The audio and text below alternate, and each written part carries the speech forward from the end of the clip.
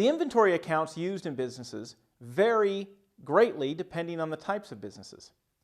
Here we have three of the most common business types: service firms, merchandising firms, manufacturing firms.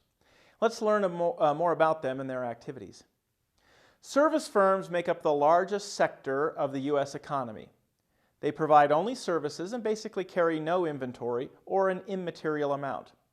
Their largest expense tends to be salary and benefits. You can see some examples here, but clearly there are many more. Merchandising firms can be either wholesalers or retailers. Wholesalers are merchandisers who sell to retailers. They do not sell directly to consumers, so their business model is sometimes called B2B, which stands for business to business. Retailers are merchandisers who sell to consumers. Their business model is sometimes called B2C, which stands for business to consumers. They use one inventory account, which you learned about in financial accounting, and we called it merchandise inventory or finished goods inventory or just plain inventory. Their largest expense tends to be costs of goods sold. You can see some examples here, but clearly there are many more. These are just the ones I shopped at this week. Manufacturing companies use labor and other inputs, like plant and equipment, to convert raw materials into finished products.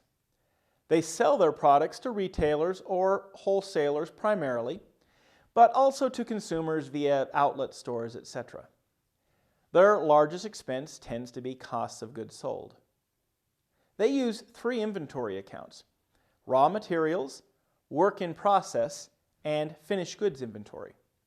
You can see some examples here, but clearly there are many more.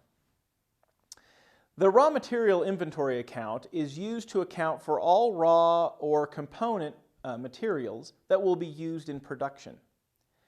It is an inventory account, which makes it a current asset found on the balance sheet. The work in process inventory account, sometimes called work in progress, and most commonly abbreviated as WIP or WIP, is used to account for all partially completed inventory items at the end of the period. If, at the end of the period, an item has been started in production but not yet completed, it is accounted for in this account. WIP is an inventory account, which makes it a current asset found on the balance sheet. The finished goods inventory account, sometimes abbreviated as FGI, is used to account for completed inventory items. When you learned about accounting for inventory in your financial accounting course, this is the account you were using. So you already know that FGI is an inventory account, which makes it a current asset found on the balance sheet. And that concludes this short video on the different types of inventory accounts and the types of businesses that use them.